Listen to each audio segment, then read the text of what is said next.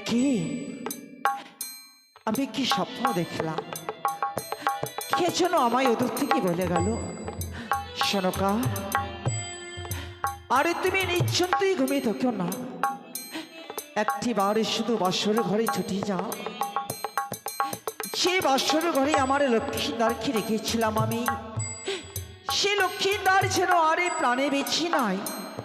আজকের এই কালে নিশ্চিতে লক্ষ্মীদারকে আমার পদ্মারি কাল লাগিয়ে দংশন করেছে। কি সত্যি সত্যি লক্ষ্মীদারকে আমার সে পদ্মারি কাল লাগিয়ে দংশন করেছে।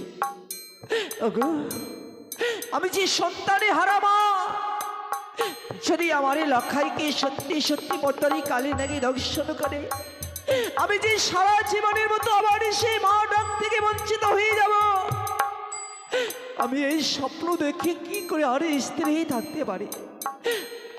আমি আমি এই মুহূর্তে লক্ষ্মীদারকে রাখার জন্য আরে বিলম্ব না করে যাবো আমি এই বাসর ঘরে লক্ষ্মীদারকে আর বৌমাকে দেখার জন্য।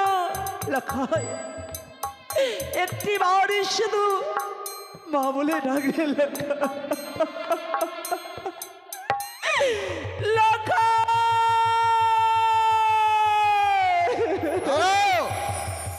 দাঁড়াও সরলা, লখাই বলতে বলতে কোথায় ছোটে চলে সব পাগল নিবেশে। ওগো, আমি যে স্বপ্ন দেখেছি, স্বপ্ন? এই স্বপ্ন দেখে স্থির হয়ে না থাকতে পেয়ে আমি এই মূর্তি লখাইকে বৌমাকে দেখার জন্য বাসর ঘরে যাচ্ছি গো। সরকা, স্বপ্ন দেখে তুমি পাগল নিবেশে ছুটে যাচ্ছ বাসরে, কিন্তু একটা কথা ভেবে দেখেছ, স্বপ্ন স্বপ্নের মতোই আসে, স্বপ্নের মতোই চলে যায়, স্বপ্ন কখনো বাস্তবে পরিণত হয় না। তো তুমি আজ হঠাৎ শেষ নিশীতে আমার কি স্বপ্ন হেরেছ? ওকে স্বামী, আমি যে আজকে নিশীতে স্বপ্ন দেখেছি আমার এই লক্ষ্মীদারকে নাকি পদ্মারি কালী নাকি দংশন করেছে লোহার আসরে ঘরে গো। ভুল, তোমার স্বপ্ন ভুল। ভুলে যাচ্ছ কেন? দেবশিল্পী বিশ্বকর্মাদের নির্মাণ করেছে চিত্র বাসর ঘর, সেখানে পদ্মা তো দূরে থাক, তার চোর প্রবেশ করতে পারতো না বাসরের ভিতর। স্বামী, আমি যে সন্তান হারা মা, আমি যে এই স্বপ্ন দেখেছি, এই স্বপ্ন দেখে যেন আর যে আমি স্ত্রী হয়ে থাকতে পারি না। এই লক্ষ্যই যদি আমার কাছ থেকে হারিয়ে যায়, আমি যে সারা জীবনের মা ডাক থেকে বঞ্চিত হয়ে যাব। সনকা, তুমি বুঝতে চাইছো না কেন? লক্ষিন্দরের আমরা পিতামাতা, লক্ষিন্দর বেহুলারাজ ফুলশয্যারাত, আরে ফুলশয্যারাত পিতামাতা হয়ে যদি আমরা তাদের কাছে যাই, গো আমার চম্পক নগরে প্রজাবর্গ কাউর চোখে যদি আমরা ধরা পড়ে যাই, এতে যে আমাদের ধিক্কার দেবে সরকা, তুমি একবার বোঝো। ওগো, আমরা তো বাসরে গিয়ে এই বাসরে প্রবেশ করবো না, শুধু বাইর থেকে লাখাইয়ের সঙ্গে বৌমার সঙ্গে কয়েকটি কথা বলে আমরা আবার ফিরে আসবো গো। আজ একটি বার শুধু আমায় তুমি বাসর ঘরে নিয়ে চলো না স্বামী। লক্ষিন্দর বৌমার জন্য আমারও মনটা বড় বেকুল হয়ে পড়েছে। বেশ, তুমি যখন যেতে চাইছো চলো, কিন্তু নিশি প্রমাদ হওয়ার আগেই আমরা আবার প্রাসাদে ফিরে আসবো। এসো আমার সঙ্গে। তাই চলো। একটি বার সাড়া দাও না প্রভু, বাবাকে আমি কথা দিচ্ছি নিশি প্রভাত হয়ে গেলে বাবার হস্তে আমি তোমায় তুলে দেব। কিন্তু তুমি যদি এভাবে নীরব হয়ে থাকো, আমি যে কথা দিয়েছি তোমার এই মৃতদেহটা কি করে তুলে দেব আমি বাবার হস্তে, বলো না।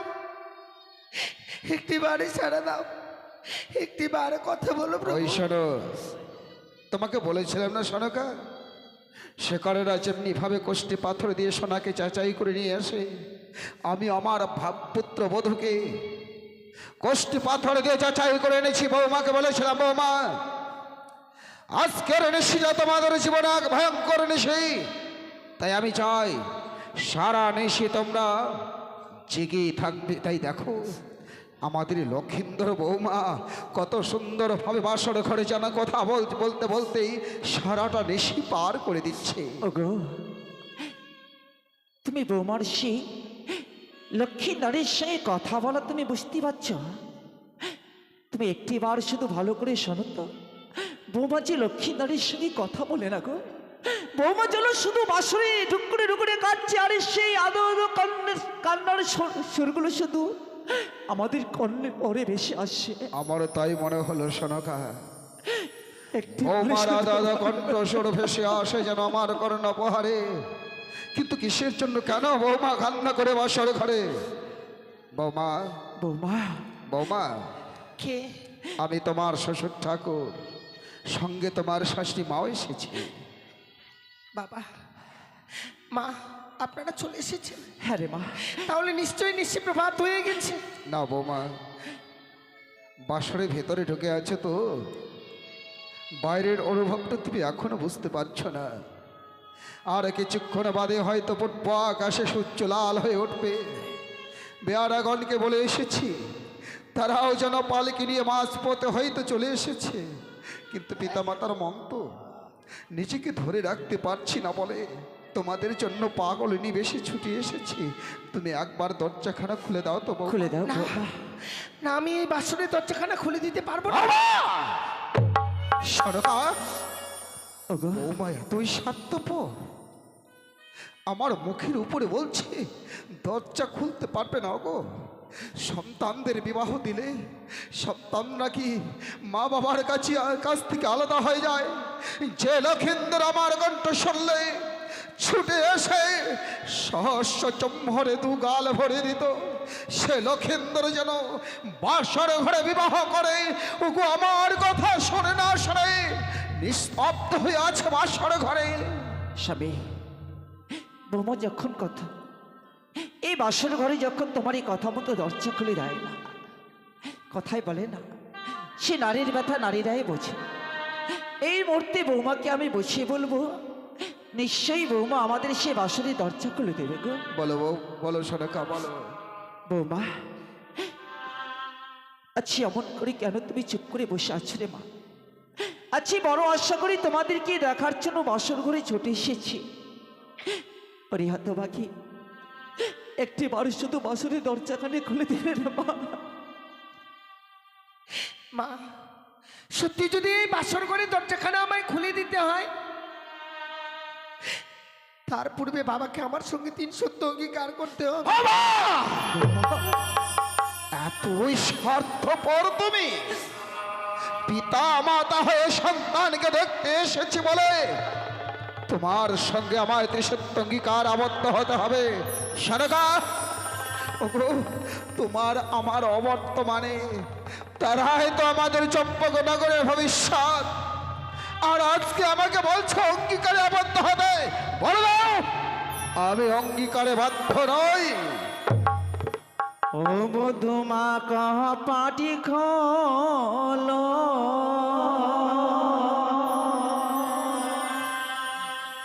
আরে রে প্রাণের বধূ, আরে রে প্রাণের বধূ, মধুমা কহ পাটি খোলো।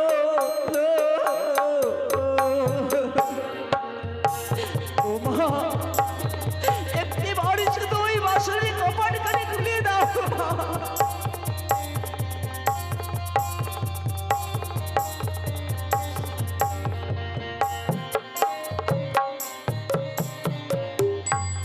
আর কি হয়েছে ওগো বৌমা?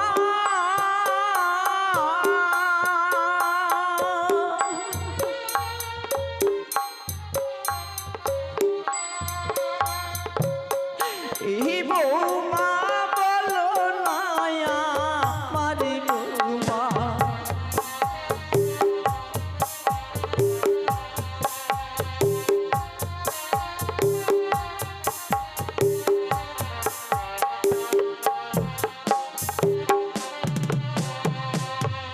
হইয়ারি না জানি যে ওগো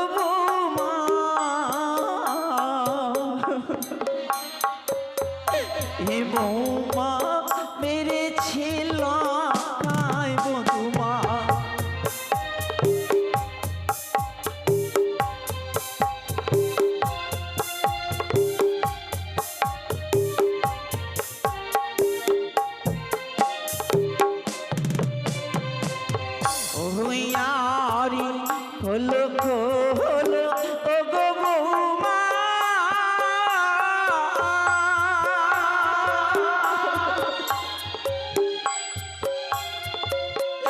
এই বধুমা বাসুরির কাজে বধুমা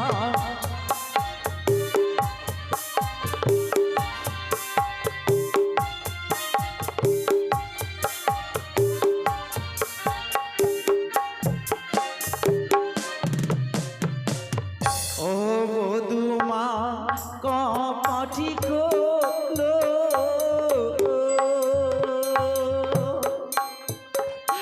আরে ও রে প্রাণীর বধূ উইয়ারে ও রে প্রাণীর বধূ বধুমা কপাটি খোলো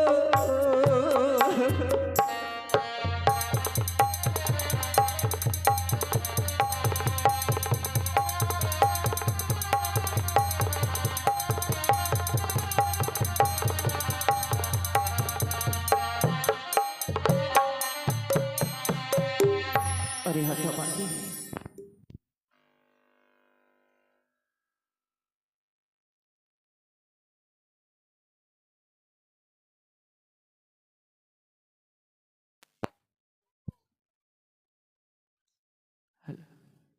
अरे हथबागी अच्छी बड़ आशा करी तुम्हादेरके देखार जन्य एसेछि केन तुमी एकटी बार शुधु बाँशुरीर कपाटखानी खुले दाओ ना बौमा হ্যালো হ্যালো ओगो अच्छी बौमार संगे तुम एक बार सत्य अंगीकार करो ना अच्छी बौमार संगे यदि तुम सत्य अंगीकार ना करो बौमा जे बासुरेर सेई कपाटखानी खुले दिते पारबे ना তুমি অঙ্গীকার করতে বলছো সরকা মিস বৌমা সারা জীবন শুধুমাত্র মাথা উঁচু করেই চলেছি কখনো কোনোদিনও কারো কাছে মাথা নত করিনি এই প্রথমবার লক্ষিন্দরকে দেখার জন্য তোমার কাছে এই প্রথমবার মাথা নত করছি বলো বলো তোমার কাছে এমন কি সত্য অঙ্গীকার রয়েছে আমি তোমার সঙ্গে অঙ্গীকারে আবদ্ধ হব বৌমা আপনি শুধু বাসনের বাইরে থেকে আমায় কথা দিন এই নিশি প্রভাত হয়ে গেলে আপনার কাছ থেকে আমি যা চেয়ে নেব আপনি আমার হস্তে তুলে দেবেন কথা দিলাম ধর্মকে সাক্ষী রেখে কথা দিলাম তুমি আমার কাছ থেকে যা চাইবে হাস্য বদনে আমি তোমায় তাই দান করব বেশ বাবা আপনি যখন আমায় কথা দিয়েছেন আমি এই মুহূর্তে এই বাসনের দরজাখানা খুলে দেব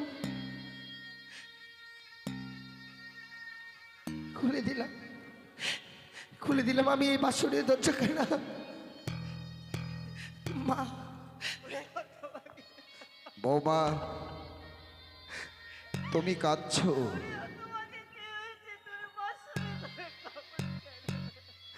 এই বাসর ঘরে তুমি কেন কান্না করছো বৌমা কি হয়েছে তোমার अरे अरे हतभागी अच्छी अमन करे बासुरे काँदछिस केन लखाई तो कि कोनो कटु कथा बोलेछि না মা लखाई तो कि कोनो मेरेছে बोल আমার স্বামী যে আমার সঙ্গে আর কথা বলছে না লক্ষিন্দর তোমার সঙ্গে কথা বলছে না বলে পাগলিনী হয়ে গেছে তুমি বাবা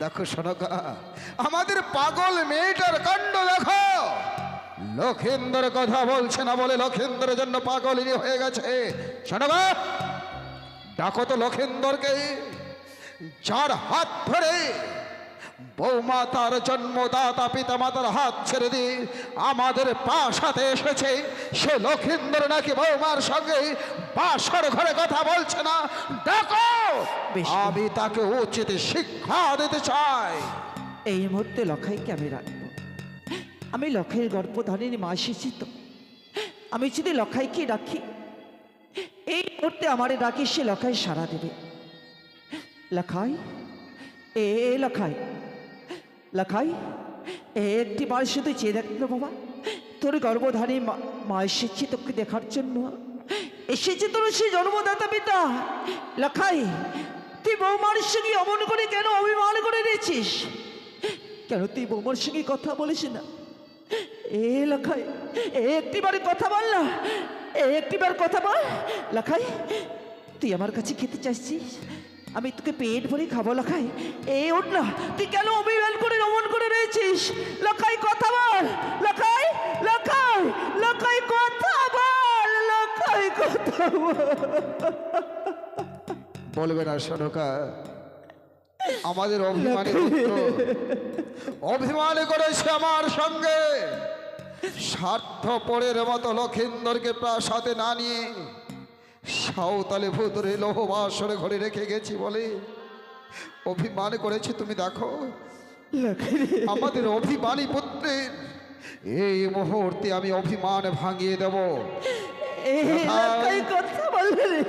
লখাই চেরাগ, ওরে আমি এসেছি, তোর মা এসেছে, তোর জন্য কাঁদতে কাঁদতে যেন ব্যাকুল। একে একে দেখছি আমি লক্ষিন্দরের সোনার মতো অঙ্গ যেন নীলবর্ণ হয়ে গেছে, লক্ষিন্দরের সারা শরীর যেন শীতল হয়ে গেছে, লক্ষিন্দরের মুখ থেকে যেন গরল বইছে। বাবা কি হয়েছে, কি হয়েছে আমার লক্ষিন্দরের? বাবা আমার স্বামী আর কোনোদিনও কথা বলবে না। লক্ষিন্দর কথা বলবে না তার মানে? কি করে কথা বলবে সে? আমার স্বামীকে যে পদ্মার কালিয়া নাগিনী দংশন করেছে।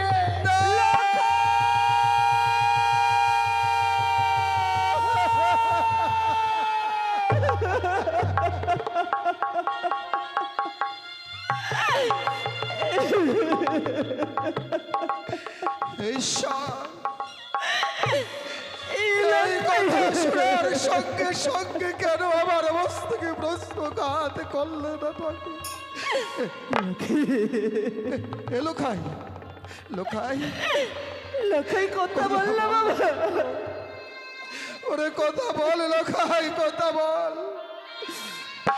তোকে নিয়ে আমার বড় স্বপ্ন ছিল, দেখতে দেখতে জীবনটা যেন আমার অবসানের দিকে। ভেবেছিলাম শেষের জিনিস শ্মশান যাত্রায় তোর কাঁধে আমি চাপব, তুই আমায় বলো রে বলে বলতে বলতে শ্মশান যাত্রায় নিয়ে যা। আর তুই আজ আমার বুকে আগুন না দিয়ে, তুই আমার বুকে আগুন দিয়ে চলে গেলি লোকাই। লখাই কথা বল পুত্র, কথা বল। লখাই রে, যে মায়ের বক্ষ শুধুমানে করে এত বড় হয়েছিস, সে মা তোকে দেখার জন্য এসেছে বাসর ঘরে। তবে কেন কেন তুমি অমনে করে অভিমান করে রয়েছো? কেন তুমি কথা বলো না? লখাই কথা বলে। গো আমার লখাই কেন আরে কথা বলছি না গো? আমি যে সারা জীবনের লখাই কথা না বলে মা ডাক থেকে বঞ্চিত হয়ে যাবো। এই লখাই কথা বল, কথা বল, কথা বল না রে লখাই।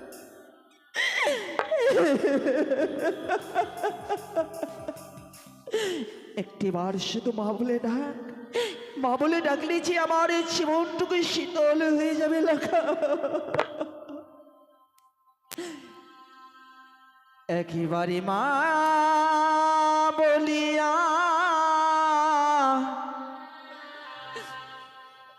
ডাকি রে লখা, আইরে সোনা কোলে।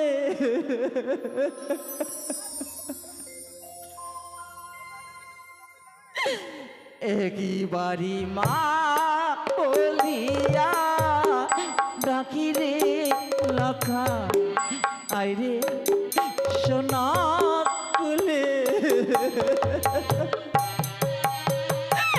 লখাই রে, একবারে শুধু মা বলে ডাক রে।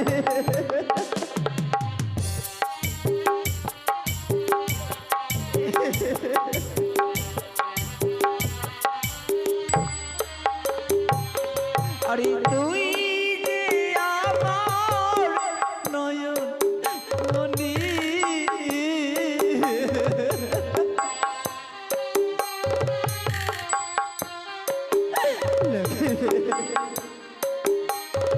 আরে তুই যে আমার নয়ন মনি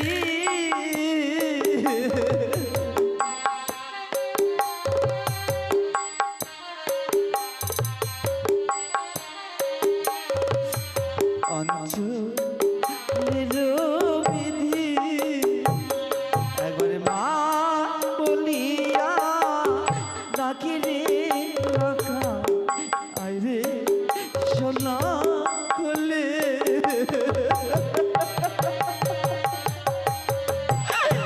এই লোকায়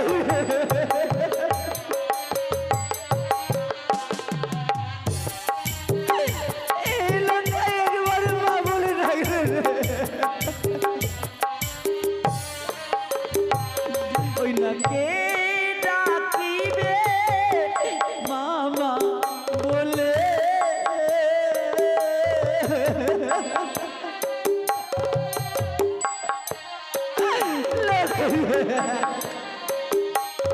ওই নাকে ডাকিবে মামা বলে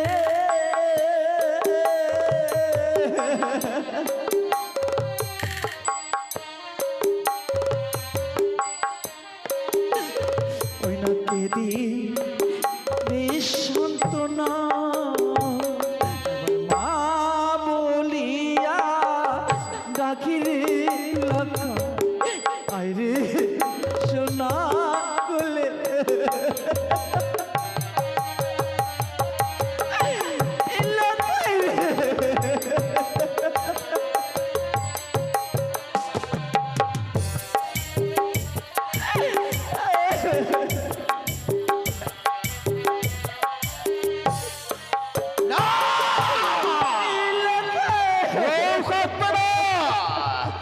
লক্ষিন্দর প্রাণে মারা গেছে বলে আমি যদি লক্ষিন্দর সাথে কান্দ করি ওই রাক্ষসে অট্ট হাসি হাসবে আর বলবে ওই তো চাঁদ পুত্র সঙ্গে কাতর হয়ে বাসর ঘরে লুকিয়ে পড়েছে এবার চাঁদ আমার চরণে পুষ্পাঞ্জলি দেবে কিন্তু না, আমি কাঁদব না। লক্ষিন্দর প্রাণে মারা গেছে, আমি আনন্দ করব, আমি নাচব, আমি গাইব ভালো নাচের বানিয়া চাঁদ সোনা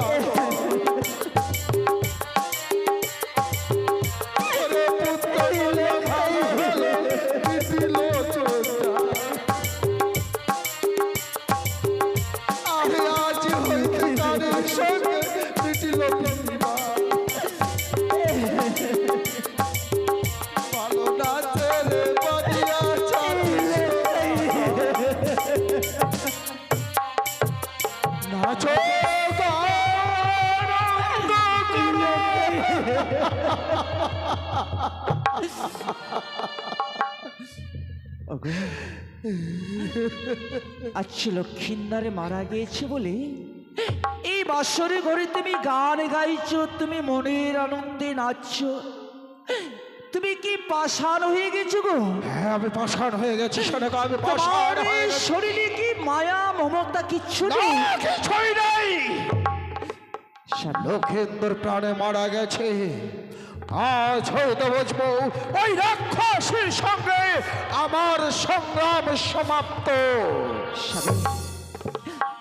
সে লক্ষিন্দার আমার সে বাসর ঘরে মারা গিয়েছে, সে লক্ষ্মীদার আবার তোমাকে বাবা বলে ডাকবে, আমাকে আবার সে মা বলে ডাকবে। কি বলছো তুমি? তবে আজকে দিনে তোমাকে একটি কাজ করতে হবে। হ্যাঁ গো, আমার কি কাজ করতে হবে বলো সোনাকা? আমি লক্ষিন্দরের জন্য সবকিছু করতে প্রস্তুত। স্বামী, আজকে দিনে তোমাকে একে দেবী পুজো করতে হবে। দেবী পুজো? কোন দেবীর পুজো করতে বলছো সোনাকা? আমি কথা দিলাম তোমায়, আমি লক্ষিন্দরের জন্য সবার পুজো করতে পারি।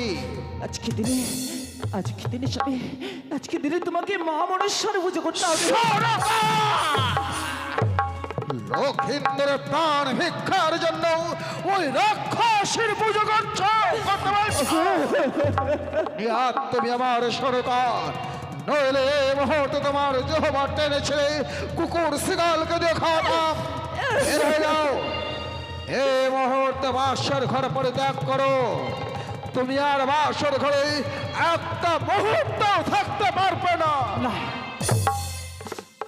সে লক্ষাই কি আমি 10 মাস 10 দিন গর্ভে ধারণ করে আমার এই বক্ষ সুদাবানি করে লক্ষাইকে বড় করেছি। আমি আমি এই বাসুর ঘর থেকে লক্ষাইকে ছেড়ে যেতে পারবো না। এ লক্ষাই, লক্ষাই, এই মুহূর্তে বাসর ঘর পরিত্যাগ না করলে সকাল হলে তুমি আমার মৃত মুখ দর্শন করতে।